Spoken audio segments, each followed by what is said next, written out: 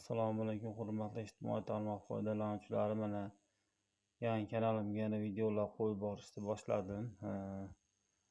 Bundan oldingi videolarimda ham aytganimda o'zim kommunal sohadagi o'rganib borayotgan o'sha qonun qoidalarini o'rganib boryapman. Bu o'zimni kommunal sohadagi shaxsiy xonadonim kommunal sohasini o'rganib boryapman. Shartlari iste'molchi, ta'minotchi degan qonun qoida shartnoma joylarini o'rganib boryapman. Bundan oldin ham aytgandim, mana suv, ichimlik suvi, tabiiy gaz, elektr energiya hammasidan bir qator. Endi mana yana shu tabiiy gazdan yana bir punkti bor ekan. Masalan, endi u mazkur shartnoma mana shu shartnoma daftarchasini orqasida bor ekan. Mazkur shartnoma shartlari kelishuviga ko'ra yoki boshqa taraf shartnoma shartlarini jiddiy ravishda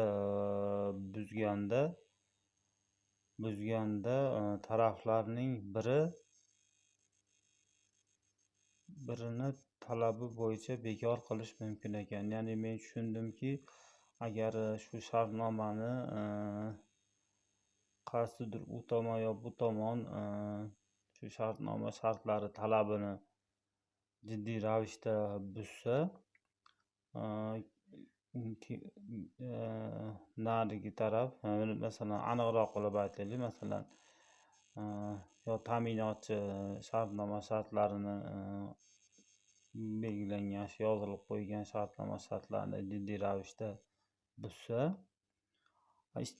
men iste'molchi bo'lib, o'sha shartnoma shartlarini talabini bajarmagani uchun uni bekor qilishni kelishiga mumkin ekan. Chunki o'zi bundan kelib chiqadiki, u tomon ham, ta'minotchi ham, iste'molchi ham shu shartnomada berilgan shartlarni o'zi bajarish kerak ekan. Chunki bunda belgilangan, qonunda belgilangan tartibda hammasi o'rnatilgan ekan.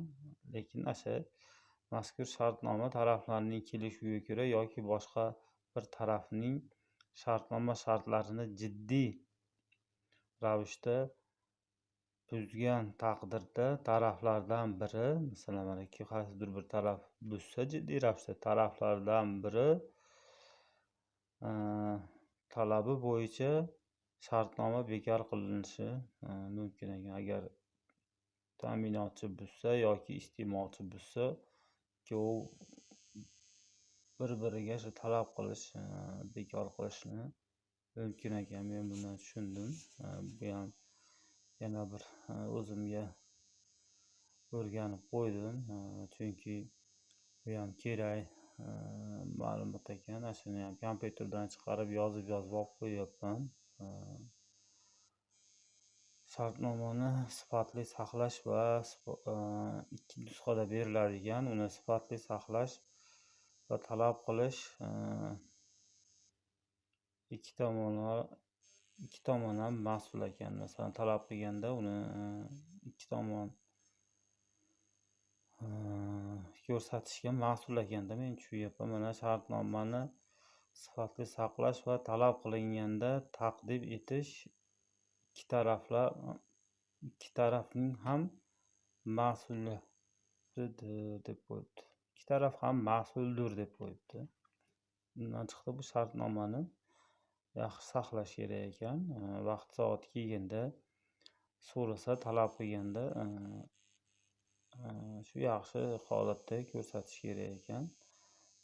Ta'minotchidan ham siz talab qilib olasiz ekan, iste'molchidan ham ular talab qilib oladilar ekan, men tushunishim bo'yicha. Men bu o'zim mana kommunal sohadagi shaxsiy ma'lumotlarimni o'zimnikini o'rganib boryapman. Bu o'zimniki. Hammasi yaxshi. Mana sekin-sekin o'rganib videolar qo'yib boryapman. Kuzatib boringlar. Hammanglarga katta rahmat.